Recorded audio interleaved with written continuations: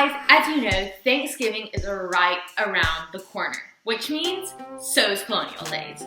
For those of you who are new to Southminster, I'll tell you a little bit about Colonial Days. Colonial Days is when we all get together, dress up like people did in the colonial days, and learn some lost arts. Today, we're going to be talking about one of those to prepare for Colonial Days, which is knitting. To knit, there's going to be a few things that you're really going to need. Firstly, of course, we're going to need knitting needles. The other thing that you have to have is your pattern. Once you've collected all of these things, once you've collected your yarn, your knitting needles, and your pattern, you're going to start following the directions. It's just like in class when I give you directions and you have to follow them. It's the same with knitting. To understand these directions, you have to understand the different types of stitches. Now there's two types of stitches that we're going to talk about today. One of those is purling, and one of those is knitting. So, to start off learning how to knit, we're going to just start with one of those two stitches, which is the knitting stitch, the most simple stitch and the one that you have to know how to knit. So, to start off with that, we're going to start off with our yarn, and we're going to make something called a slip knot. This is a type of knot that can both be loosened and tightened, so you can put it around your needle depending on the size. So you're going to take this, and you're going to take 3 of your fingers, and you're going to wrap it around these 3 fingers. Once it's completely wrapped around and makes a circle, you're going to take the thread that's left over and put it through the middle of this circle. Once you do this, you'll release your fingers and tighten that knot. Now you have a slip loop. See how it's kind of bigger?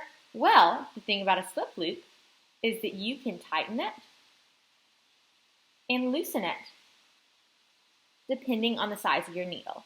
Now our needle's a little bit bigger, but definitely smaller than this loop. So we'll put it around one of our needles and we're going to tighten it.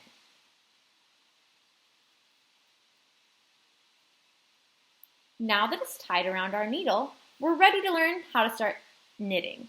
So before you start actually knitting, you have to make a line on this needle, depending on how many stitches you want in your creation. So for this example, we're going to have a lot less stitches.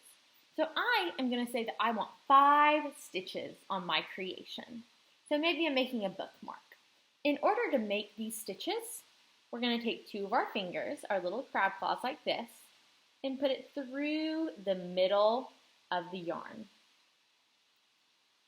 Then we'll make an L out of it, and then we'll twist that L towards us. Now you have thread right here. You're going to take your needle and put it under your thread and then over this thread. Once it's under and over, you'll release those 2 fingers and pull it tight. Now we're going to do the same thing again. Your L is going to be facing you, under the thumb, over the pointer finger, and tighten. Now we have our 5 stitches on this needle. Now it's time to start actually learning the knit stitch. So to learn this, you're going to pick up your second needle, which is empty, and you're going to put it on this needle. So to do this, we're going to switch the stitches from this needle to this needle. So you want to slip the needle into the first loop. After you've done this, you want to take the yarn that's connected to the ball and twist it around that empty knitting needle. After you've done this, you're going to make a T with your knitting needle, connecting the 2 needles, and then push it to the top of the knitting needle full of stitches. And then you're going to push it over. You're going to keep doing the same thing.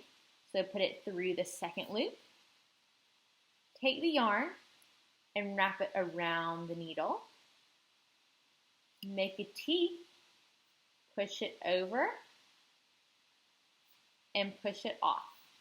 And you're going to keep doing this until the end. Once you've gotten to the end of your round, you're going to switch hands. So the needle with the stitches on it always goes in your left hand, and the empty needle always in your right hand. And you're gonna repeat the same pattern again.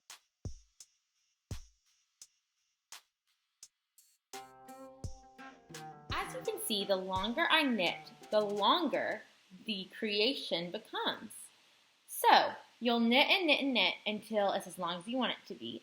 And then tomorrow we're going to learn how to take this creation off of the needle. There are so many things that you can create with knitting, and I'm so excited to bring in some of my favorite things that I've created and show y'all, such as baby sweaters, socks, headbands, and things like that. I'm super excited for Colonial Days and for you all to show off your creation to your parents and other classmates. I'll see y'all later. Bye!